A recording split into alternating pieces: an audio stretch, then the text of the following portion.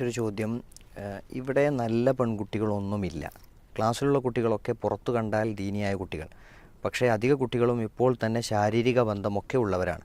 പക്ഷേ നമ്മൾ വിവാഹത്തിനു വേണ്ടി അന്വേഷിച്ചാൽ അവരൊക്കെ വളരെ നല്ലതായിട്ടേ കാണുകയുള്ളൂ. എത്ര അന്വേഷിച്ചാലും ഇവർ സ്വകാര്യത്തിൽ ചെയ്യുന്നത് അറിയില്ല. ഇങ്ങനെ എത്ര നല്ല പുരുഷന്മാർക്ക് അവർ അറിയാതെ തന്നെ മുന്നേ ലൈംഗിക ബന്ധത്തിൽ ഏർപ്പെട്ട സ്ത്രീകളുമായി വിവാഹം കഴിച്ച് ജീവിക്കുന്നു. അവർക്ക് നീതി എവിടെയാണ് കിട്ടുക? ഇതിനെന്താണ് പരിഹാരം? നല്ലവണ്ണം അന്വേഷിക്കുക എന്നതൊന്നും ഉത്തരം പറയല്ലേ. മുഴുവൻ സമയം പർദ്ദ ധരിച്ച് ഖുർആൻ പഠിച്ച് നല്ല ദീനിയായ രക്ഷിതാക്കളുടെ മക്കൾ തന്നെയാണ് ഇവരെല്ലാം. മൗലവിയെ പ്രത്യേകം മെൻഷൻ ചെയ്തിരുന്നു. ഹാരിസ് മൗലവി ഇതുവരെ ഈ പ്രശ്നം അഡ്രസ്സ് ചെയ്യുന്നില്ല. പിന്നെ പാസ്റ്റ് ഈസ് പാസ്റ്റ് എന്ന് പറയുന്നതിലൊന്നും വലിയ കാര്യമില്ല. ഒരു പാവം മനുഷ്യൻ ജീവിതകാലം വഞ്ചിക്കപ്പെടുകയല്ലേ. ഇതിനെന്തെങ്കിലും ഉത്തരമുണ്ടോ നിങ്ങൾക്ക് എന്നൊരു വിമർശനത്തോടു കൂടിയുള്ളൊരു ചോദ്യമാണ്. നമ്മളിപ്പോൾ അതിന് എന്ത് ഉത്തരം പറഞ്ഞാലും അത് ഉത്തരമായി എന്ന് അദ്ദേഹം സമ്മതിക്കുമെന്നും എനിക്ക് തോന്നുന്നില്ല. എന്നാൽ നമ്മൾ ഒരു ഉത്തരം പറഞ്ഞു വെക്കാന്നില്ല. ഒന്നെന്ന് പറഞ്ഞാൽ ഈ വിവാഹങ്ങളിലൊന്നും നമുക്കൊരാളുടെ സ്വകാര്യ ജീവിതത്തെ എന്ത് ചെയ്യാം അന്വേഷിച്ച് കണ്ടെത്തി വിവാഹം നടത്തുക എന്നുള്ളത് സാധ്യമല്ല. അതല്ലെങ്കിൽ നമ്മളിപ്പോൾ ഒരു ഡോക്ടറെ അടുത്ത് കൊണ്ടുപോയിട്ട് എന്ത് ചെയ്യാണ്, ഒരു പരിശോധന നടത്തിച്ചിട്ട് ഇവരിപ്പോഴും യാതൊരു അവിഹിത ബന്ധങ്ങളും ഇല്ലാതെ നിലനിൽക്കുന്നുണ്ടോ എന്ന് ടെസ്റ്റ് ചെയ്യിപ്പിച്ച് വിവാഹം കഴിക്കുക എന്നുള്ളതൊന്നും പ്രായോഗികമായി നടക്കുന്ന കാര്യങ്ങളല്ല. ഇതൊക്കെ നമ്മളൊരു വിശ്വാസത്തിൻ്റെ അടിസ്ഥാനത്തിലാണ് ചെയ്യണത്. ഇപ്പം ഞാൻ ഈ സുഹൃത്തിനോട് നമുക്കൊന്ന് തിരിച്ച് ചോദിക്കാം. എന്തിതു ഒരു പ്രശ്നമില്ലാത്ത വളരെ വിശുദ്ധയായ ഒരു പെണ്ണിനെ വിവാഹം കഴിച്ചു എന്ന് വിചാരിക്കാം. നമ്മളെപ്പോഴും വീട്ടിലുണ്ടാവുമോ? ഇവൾ വേറെ ആർക്കെങ്കിലും വഴങ്ങുന്നുണ്ട് പോകുന്നില്ല എന്നതിന് നമുക്ക് എന്താ ഉറപ്പ്? നമുക്ക് എന്തുറപ്പാണ്?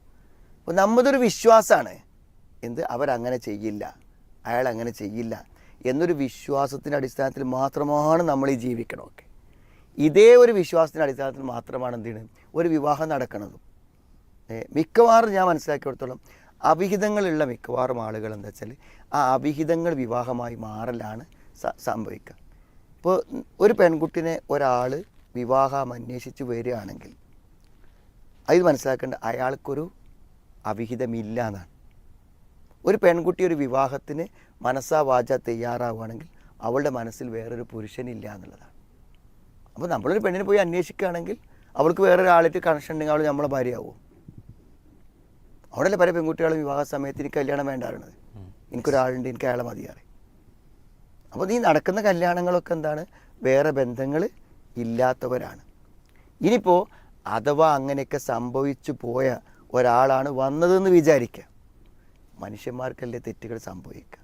അപ്പോൾ അത് അറിവില്ലാത്ത അതൊരു തെറ്റ് സംഭവിച്ചു.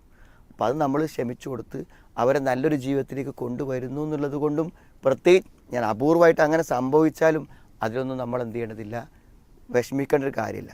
അപ്പോൾ ഇത് നമുക്ക് അറിയാൻ കഴിയാത്തൊരു കാര്യമുണ്ട്. പരമാവധി കുടുംബം ചുറ്റുപാടൊക്കെ അന്വേഷിക്കുക, മുന്നോട്ട് പോകുന്നതാണ്. ഈ പെണ്ണുങ്ങളെ മുഴുവനും അവിശ്വസിക്കുന്ന ഈ ഒരു മനസ്സുണ്ടല്ലോ, ഇങ്ങനത്തെ ആളുകൾക്ക് ഒരു വൈവാഹിക ജീവിതത്തിൽ മുന്നോട്ട് പോകാൻ പറ്റില്ല. അവർ വളരെ സംശയരോഗികളാവും, ഭയങ്കര പ്രശ്നങ്ങളാവും. അപ്പോൾ അതൊരു നല്ല മനസ്സല്ല എന്നാണ്. അപ്പോൾ ഇനിയിപ്പോൾ നമ്മൾ പറയാം, ഇങ്ങനെ ഈ ചോദ്യകർത്താവ് ഇങ്ങനെ ചോദിക്കുന്നുണ്ടെങ്കിലും വിവാഹിതരായവരോട് ചോദിച്ചു നോക്കട്ടെ അദ്ദേഹം, നിങ്ങൾ വിവാഹം കഴിച്ചപ്പോൾ നിങ്ങളുടെ ഭാര്യ മുമ്പ് അവിഹിതങ്ങൾ ഉണ്ടായിരുന്ന ആളാണോ? ഇപ്പോൾ അവൾ അവിഹിതത്തിന് പോകുന്നുണ്ട് നിങ്ങൾക്ക് തോന്നുന്നുണ്ടോ എന്ന് ചോദിച്ചാൽ ഞാൻ വിശ്വസിക്കുന്നത് 99.25% വിവാഹിതരെന്താ പറയുക, ഇല്ലാന്നാ പറയാ. എൻ്റെ വൈഫ് വരുന്ന സമയത്ത് ഒരിക്കലും അവൾ വേറൊരാൾക്ക് വിധേയരായൊരു വ്യക്തിയല്ല. ഇപ്പോൾ അവൾ അങ്ങനെ ചെയ്യേണ്ടി ഞാൻ വിശ്വസിക്കണില്ല എന്നേ പറയുള്ളൂ. അപ്പോൾ ഈ പൊതുവൽക്കരണത്തിൽ എന്താണ് ഒരർത്ഥമില്ല.